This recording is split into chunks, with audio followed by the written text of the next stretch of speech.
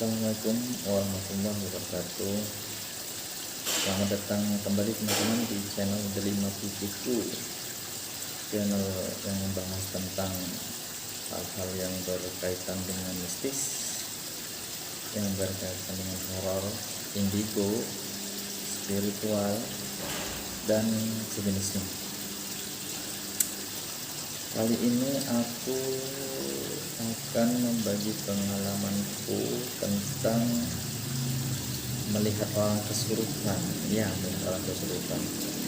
Seperti biasa, sebelum aku membagikan ceritaku ini, pengalamanku ini, jangan lupa untuk subscribe channel ini, like, comment and share.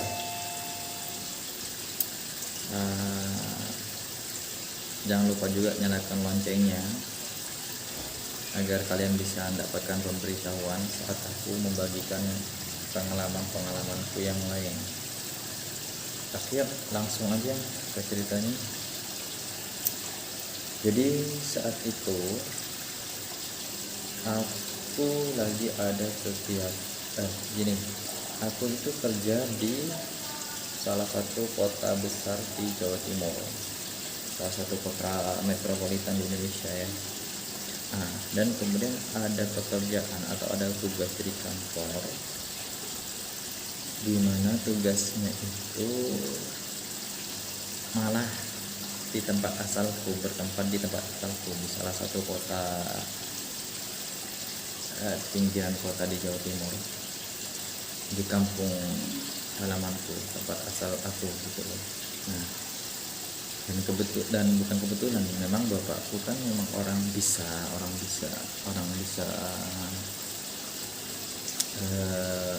spiritual, orang bisa dengan hal yang berkaitan dengan hal-hal gaib gitu. Jadi kebetulan pas aku di rumah, ada orang datang ke rumahku, ke bapakku, bertamu. Saat bertamu itu, orang itu tiba-tiba kesurupan gitu loh.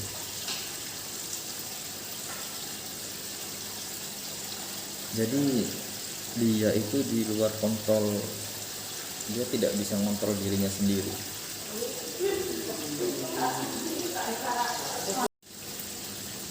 Jadi orang yang kesurupan itu nggak bisa mengontrol dirinya sendiri. Jadi dia dikuasai oleh makhluk halus yang masuk ke dalam tubuhnya gitu. Teman orang yang kesurupan itu sih panik, tapi bapakku sih tenang-tenang aja karena memang sudah biasa seperti itu.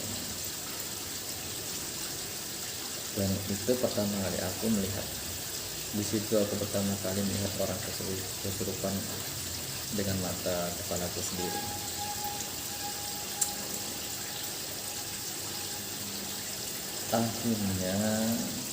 Akhirnya orang yang kesurupan itu ditenangkan oleh bapakku. Tentu aja dengan kemampuan bapakku itu, biar makhluk yang masuk ke dalam tubuh orang yang kesurupan itu enggak aneh-aneh, bapakku berdoa. Nah, setelah berdoa terkontrollah situasinya. Jadi akhirnya ditanyakanlah makhluk yang masuk ke dalam tubuh orang yang kesurupan itu, ditanya gitu loh, dari mana asalnya, terus kenapa kok masuk,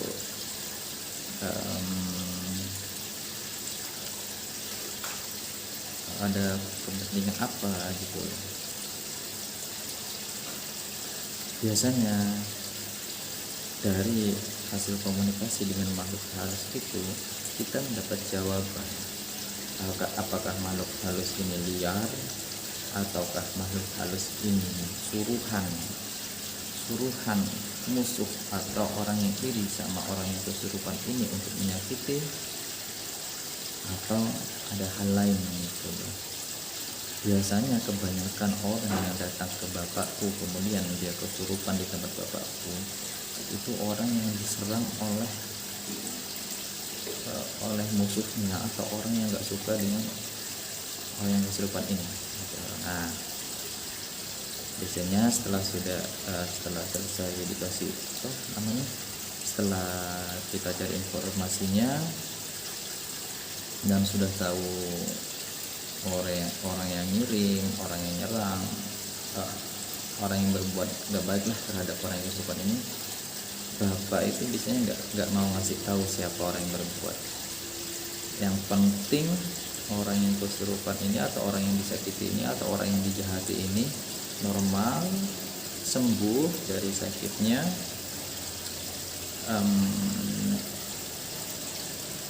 sudah gitu loh. Dan makhluk yang makhluk yang masuk ke dalam tubuh ini dihilangkan, biasanya kayak gitu. Terus kemudian setelah selesai semua, setelah sembuh semua, biasanya orang yang sakit ini, yang kesurupan ini dikasih benteng sama bapakku agar di kemudian hari nggak ada lagi nggak terjadi hal-hal seperti itu lagi, artinya nggak bisa diserang lagi. Bentengnya sih doa, ibadah kepada Allah Subhanahu Wa Taala, itu aja, nggak ada yang lain-lain bentengnya. Kalaupun ada mungkin hanya media seperti air minum kayak gitu.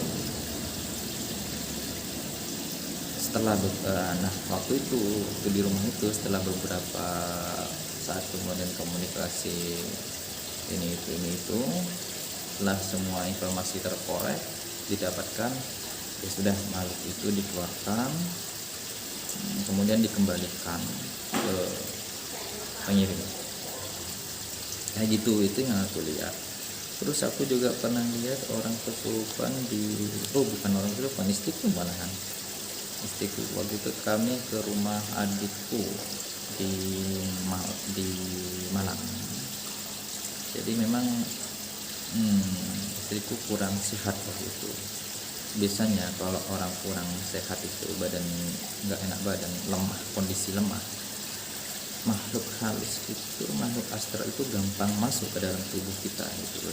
Jadi waktu itu ada makhluk astral datang ke rumah adikku, kemudian masuk ke kamar adikku. Di mana di kamar adikku itu ada ponaanku, artinya ada anak dari adikku yang masih kecil, mungkin setahun atau di bawah 1 tahun, masih bulanan gitu loh. Jadi untuk menghindari makhluk-makhluk tak kasat mata itu mengganggu ponaan-ponaanku atau anaknya dari adik-adikku, maka diusirlah, digiring dikeluarin. Nah saat itu posisinya untuk menangkap makhluk itu, bapakku dari dalam kamar mendorong keluar melalui pintu kamar. Nah di mana di arah keluar, arah dorongan bapakku yang mendorong makhluk halus itu, pas di pintu keluar ada istriku, maksudnya mau menangkap gitu loh. Dari sisi ini adalah bapak, dari sisinya ada istriku. Tapi saat itu kondisi istriku lagi gak fit, lagi sakit. Begitu dorongan bapakku sangat kuat, maaf ya teman-teman, lagi nyuci, jadi ada suara-suara mesin cuci. Lanjut, jadi saat dorongan bapakku sangat kuat dan semestinya istriku menahan biar makhluk itu tertangkap, apa yang terjadi? Karena istriku tidak dalam kondisi fit, makhluk itu akhirnya masuk ke dalam tubuh istriku gitu. Karena sudah kadung masuk, akhirnya istriku kita bawa ke kursi panjang yang tempat tidur. Mau gak mau kami berkomunikasi dengan makhluk yang masuk ke dalam tubuh istriku itu. Jadi memang makhluk itu memang mau mengganggu ponaan-ponaanku gitu loh. Hasil dari komunikasi kami. hasil dari komunikasi Bapak dengan makhluk itu. Tapi ya sudah, setelah beberapa lama, nggak lama juga sih, karena kasihan istriku, karena kalau ada makhluk masuk ke dalam tubuh seseorang itu, maka tenaga dari seseorang itu akan terstop gitu loh. Nah, karena kondisi istriku saat itu nggak maksimal, nggak lama-lama makhluk itu di dalam. Yang penting kita dapat informasi, kemudian dikeluarkan makhluk itu sama bapakku, dikeluarkan, dibakar sih gitu loh. Dibakar, dan ya sudah, istriku dikasih minum untuk mengembalikan tenaganya. Itu aja, minumannya itu ada isi doa ya, doa kepada Allah Subhanahu wa taala. Nah, dari situ akhirnya Bapak memasang pagar gaib di rumah adikku itu. Jadi alhamdulillah sampai sekarang aman-aman aja gitu. Dan kami sih hanya perantara semuanya. Jangan lupa kita manusia hanya sebagai perantara. Semua yang memutuskan adalah Allah Subhanahu wa taala. Itu aja sih teman-teman pengalamanku. Banyak sih, aku sering melihat orang-orang kesurupan kayak gitu, masih banyak, cuman itu aja yang mungkin aku ingat, yang bisa aku ceritakan di sini. Mungkin teman-teman ada cerita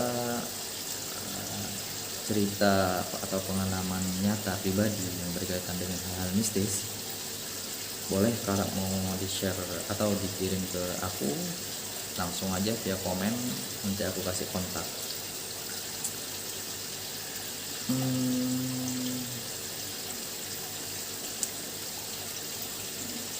Jangan lupa teman-teman untuk selalu support channel ini dengan cara subscribe, like, komen, dan share, dan juga nyalakan loncengnya agar selalu mendapat pemberitahuan saat aku membagikan pengalaman aku yang lain.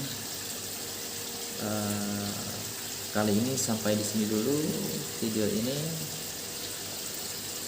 Sampai bertemu lagi di video selanjutnya, dan jangan lupa jaga kesehatan, sehat selalu. Sampai jumpa di video selanjutnya teman-teman. Assalamualaikum warahmatullahi wabarakatuh.